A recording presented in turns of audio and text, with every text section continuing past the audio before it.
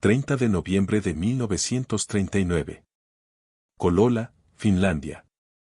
La temperatura se sitúa en menos 40 grados centígrados. El teniente finlandés Arautilene se agacha detrás de un pino cubierto de nieve, observando una columna de tanques soviéticos T-26 que avanzan rechinando hacia su posición. Sus manos tiemblan, no por miedo, sino por el frío que convierte el aliento en cristales de hielo. Tiene 17 hombres. Los soviéticos tienen 17.000 soldados avanzando solo por este sector. Los tanques siguen llegando. Los rifles antitanque finlandeses rebotan en su blindaje como guijarros contra el acero.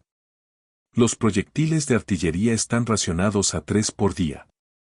Los cócteles Molotov estándar, botellas llenas de queroseno y alquitrán, se estrellan contra las torretas de los tanques, pero no logran encenderse de manera constante en el frío brutal.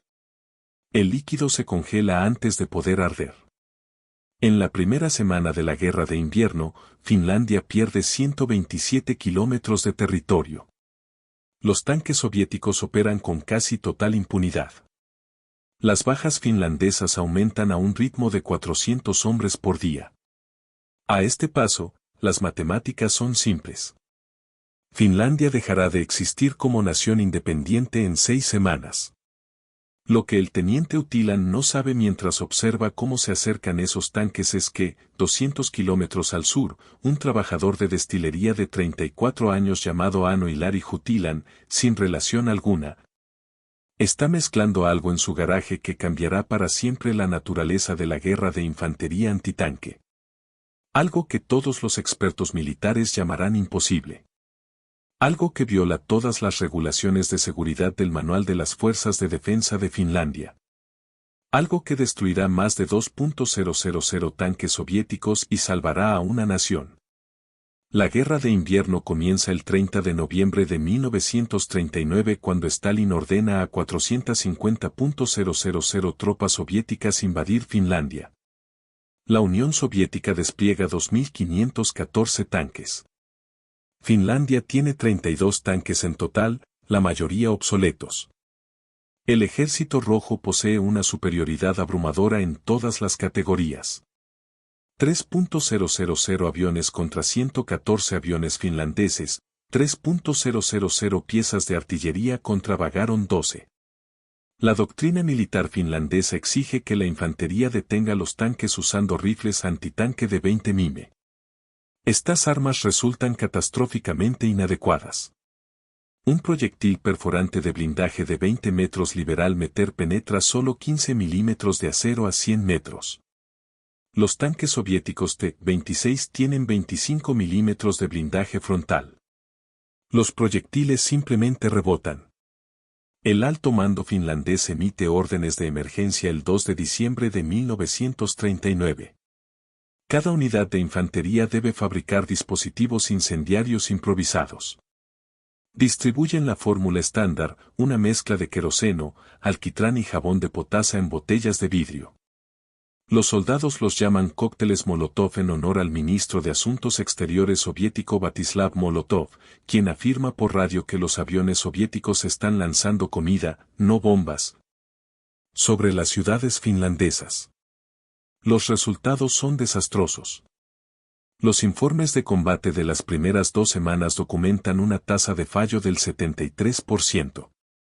La mezcla de queroseno o bien se congela completamente en las temperaturas de menos 40 grados o no genera el calor suficiente para penetrar el blindaje de los tanques.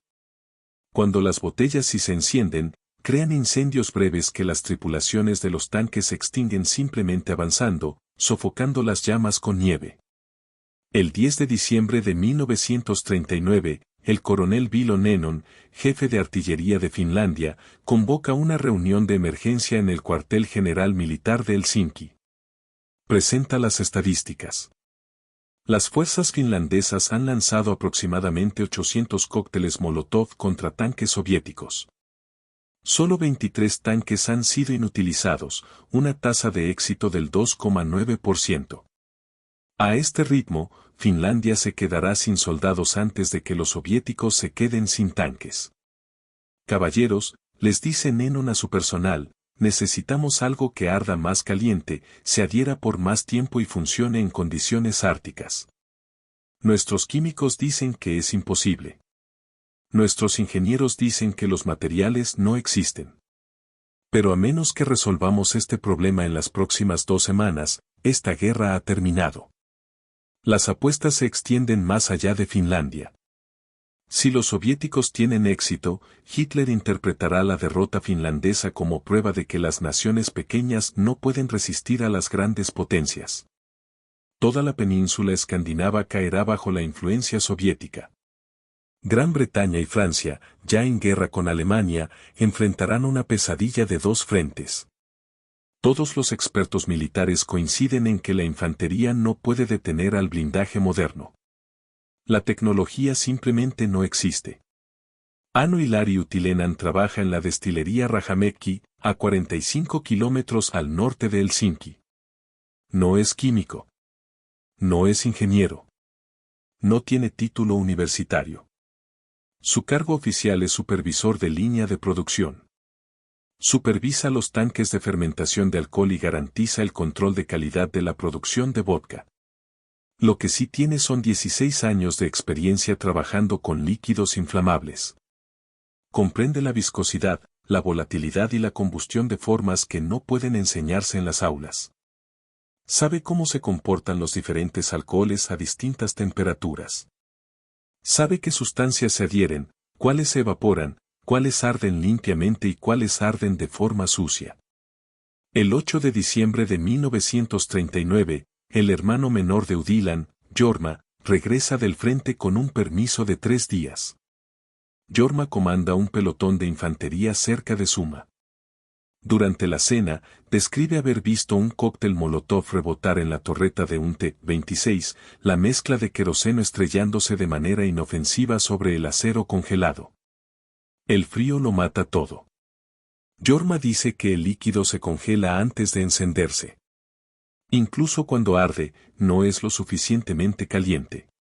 Las tripulaciones de los tanques simplemente se ríen de nosotros. Esa noche, Ano no puede dormir. No deja de pensar en el problema.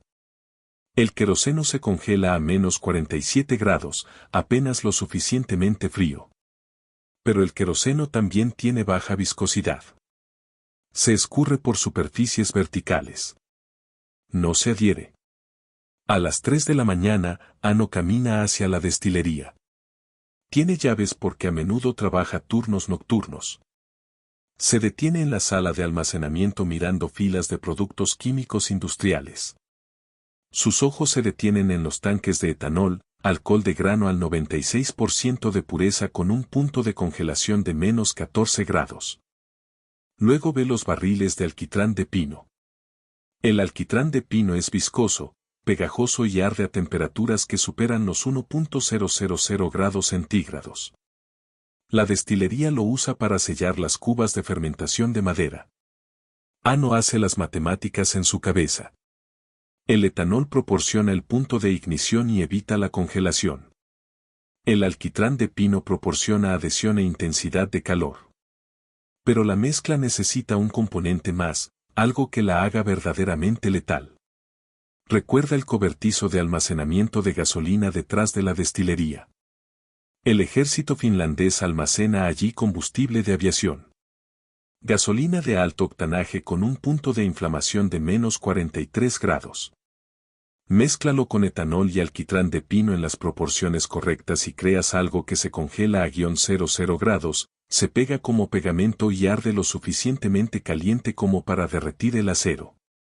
Ano sabe de inmediato que lo que está pensando es completamente ilegal. Las regulaciones militares prohíben estrictamente que civiles accedan o modifiquen suministros de combustible militar. El castigo es prisión. Empieza a mezclar de todos modos. El garaje de Ano se convierte en un laboratorio clandestino. Trabaja entre la medianoche y las 5 de la mañana cuando su esposa e hijos duermen. No puede decirle a nadie lo que está haciendo. El manejo no autorizado de combustible militar es un delito de consejo de guerra incluso para civiles que apoyan el esfuerzo bélico. Su primera mezcla es 40% etanol, 40% gasolina, 20% alquitrán de pino. La vierte en una botella de vodka, introduce un trapo empapado en queroseno en el cuello y la lleva a un campo cubierto de nieve detrás de su casa. A las 2 de la mañana del 11 de diciembre de 1939, enciende el trapo y lanza la botella contra un bidón de petróleo oxidado. La botella explota al impactar. Las llamas envuelven el bidón al instante. Pero el fuego arde demasiado rápido. Es intenso pero breve, extinguiéndose por sí solo en 30 segundos. Ano ajusta la fórmula. Más alquitrán de pino para adhesión. Menos gasolina para ralentizar la velocidad de combustión. Prueba mezcla tras mezcla, documentando los resultados en un cuaderno. La mezcla número 7 arde durante 90 segundos pero no genera suficiente calor. La mezcla número 11 genera un calor tremendo pero no se enciende de manera fiable en temperaturas frías. El 15 de diciembre de 1939, crea la mezcla Pato 14, 30% etanol, 30% gasolina de aviación, 40% alquitrán de pino con una pequeña adición de clorato de potasio como oxidante. La prueba a menos 38 grados. La botella se hace añicos contra el bidón de petróleo. La mezcla se enciende al instante, extendiéndose por la superficie metálica como napal. Las llamas arden de color blanco intenso, alcanzando temperaturas superiores a 1 grado centígrado. Después de 4 minutos, las paredes de acero del bidón comienzan a brillar en rojo. Después de 7 minutos, un agujero se derrite a través del metal. Ano observa fijamente el bidón en llamas, comprendiendo lo que ha creado. Esta mezcla se adherirá a cualquier cosa. Arderá a cualquier temperatura. Derretirá el blindaje de los tanques. También es completamente ilegal. El combustible de aviación está racionado y controlado por el Cuerpo de Intendencia Militar. La desviación no autorizada conlleva una pena de 5 años de prisión. Usarlo en armas improvisadas sin autorización militar viola la regulación 347b de las Fuerzas de Defensa finlandesas, modificación de ordenanza estándar. Ano llena 6 botellas con su fórmula. Conduce hasta el depósito militar de Rajimey y pide hablar con el capitán Tano Machinan, el oficial local de suministros. El capitán Ano dice, necesito que pruebe algo, pero debo advertirle. Lo que he hecho probablemente sea ilegal. El capitán Sinan escucha la explicación de Ano con creciente alarma. ¿Desvió combustible de aviación militar sin autorización? Sí, señor. ¿Creó un dispositivo incendiario improvisado usando sustancias controladas? Sí, señor. ¿Entiende que esto es un delito de consejo de guerra? Sí, señor. Pero necesito que lo pruebe de todos modos. Mkanin organiza una demostración para el 17 de diciembre de 1939. Invita al mayor Yurio Koskinan, el oficial regional de ordenanza, y al capitán Erokusari, el especialista en armas químicas. Se reúnen en un campo congelado fuera de Raja-Maki donde el ejército finlandés ha colocado un tanque soviético T-26 capturado para fines de prueba. Ano lanza su primera botella. Golpea la torreta del tanque y explota en llamas blancas incandescentes. La mezcla se extiende por el acero, adhiriéndose como pegamento. En 3 minutos, el humo comienza a salir por las escotillas de ventilación del tanque. En 5 minutos, la pintura se ampolla y se desprende del casco. En 7 minutos, la temperatura del compartimento de la tripulación supera los cuadringentésimos C, letal para cualquiera en su interior. Los oficiales observan en silencio. El capitán Kusari habla primero. Eso es completamente ilegal.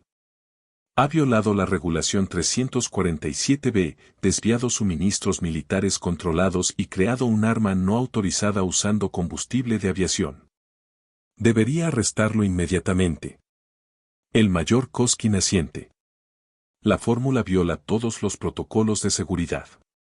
La mezcla es inestable. Los ingredientes están racionados. No podemos autorizar de ninguna manera la producción en masa de un arma ilegal diseñada por un civil sin credenciales. La sala, o más bien el campo congelado, está ya en discusión. Kusari insiste en seguir las regulaciones. Machinan argumenta a favor del pragmatismo.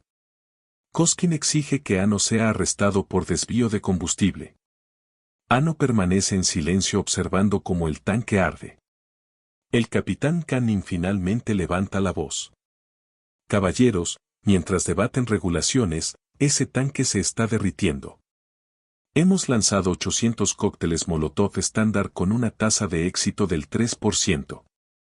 Esta fórmula acaba de lograr una efectividad del 100% en un solo lanzamiento. Llevaré esto directamente al coronel Nennon.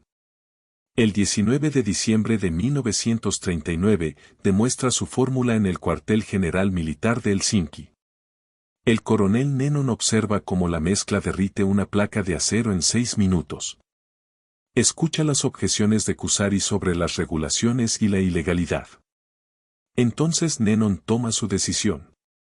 Capitán Kusari, tiene razón en que esto viola las regulaciones. También tiene razón en que el señor Utilan ha cometido lo que técnicamente constituye una infracción militar. Sin embargo, estamos perdiendo esta guerra. Autorizo la producción masiva inmediata. Señor Utilan, usted supervisará la preparación de la fórmula en la destilería Rajamäki. Capitán Kusari, usted proporcionará los recursos que él requiera.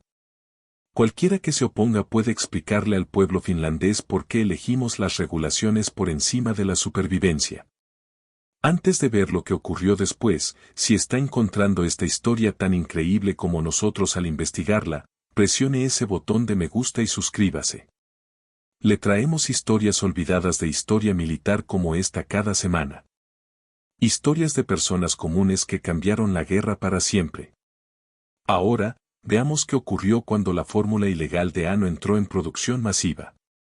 La producción comienza el 21 de diciembre de 1939. La destilería Rajamäki convierte 3 edificios de fermentación en fábricas de armas improvisadas. Los trabajadores llenan botellas utilizando métodos de línea de ensamblaje. Etanol del tanque A, gasolina de aviación del tanque B, alquitrán de pino del tanque C, mezclados en proporciones precisas 30-30-40. El ejército finlandés designa la nueva arma Papulo M39, literalmente botella incendiaria modelo 1939. Los soldados siguen llamándolas cócteles Molotov. Pero estas no son las mezclas de queroseno que fracasaron a principios de diciembre. Estas son la fórmula de Ano, un arma que alterará fundamentalmente las matemáticas de la guerra de invierno. Los datos iniciales de pruebas del 23 al 27 de diciembre de 1939 documentan la transformación. Cócteles Molotov estándar de queroseno. Tasa de éxito 2,9%. Tiempo medio de combustión 45 segundos. Temperatura 60 penetración de blindaje ninguna. Fórmula de Ano Papulo M39. Tasa de éxito 87%. Tiempo medio de combustión 7 minutos. Temperatura 1200 más grados de penetración de blindaje, derrite acero de 25 milímetros en 6 minutos. Para el 28 de diciembre de 1939, la destilería Rajamäki produce 40.000 botellas. Para el 15 de enero de 1940, la producción alcanza las 450.000 botellas. El alto mando finlandés las distribuye a cada unidad de infantería con instrucciones específicas.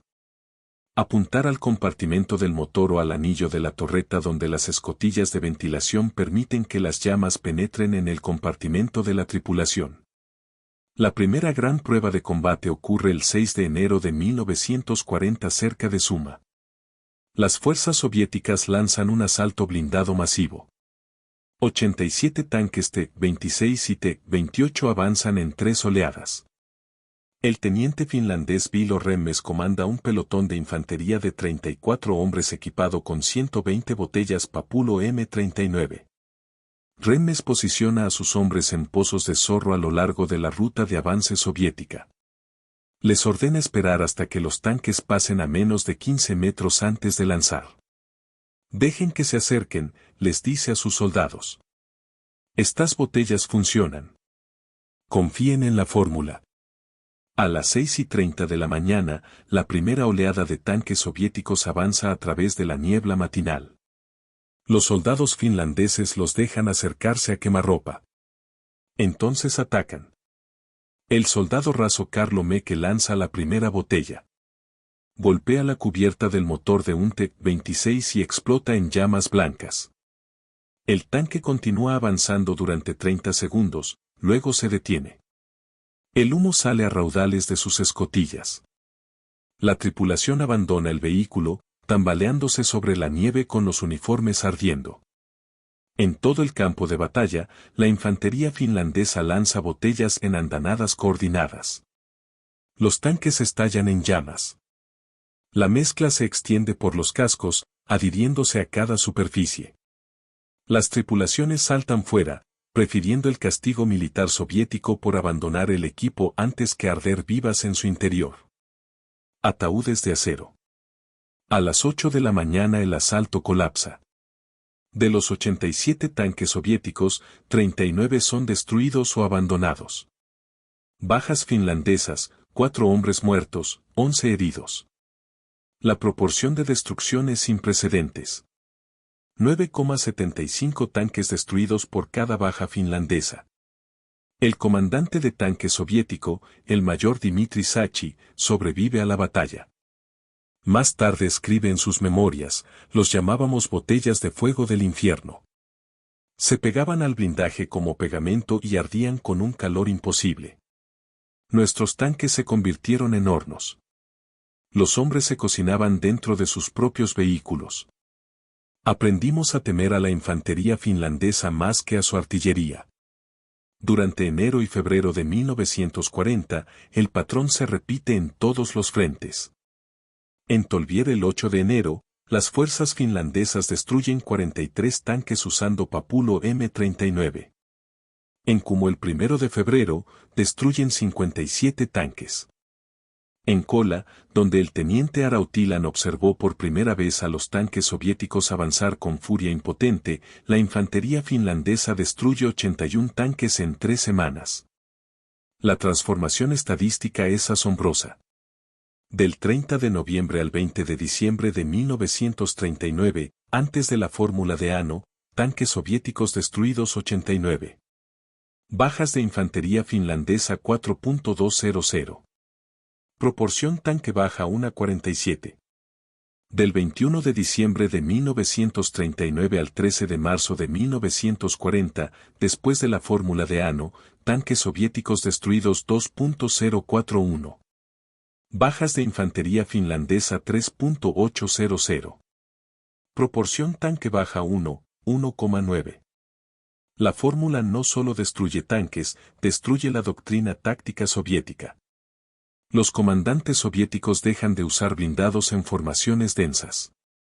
Dejan de avanzar a través de bosques donde la infantería finlandesa puede acercarse sin ser vista.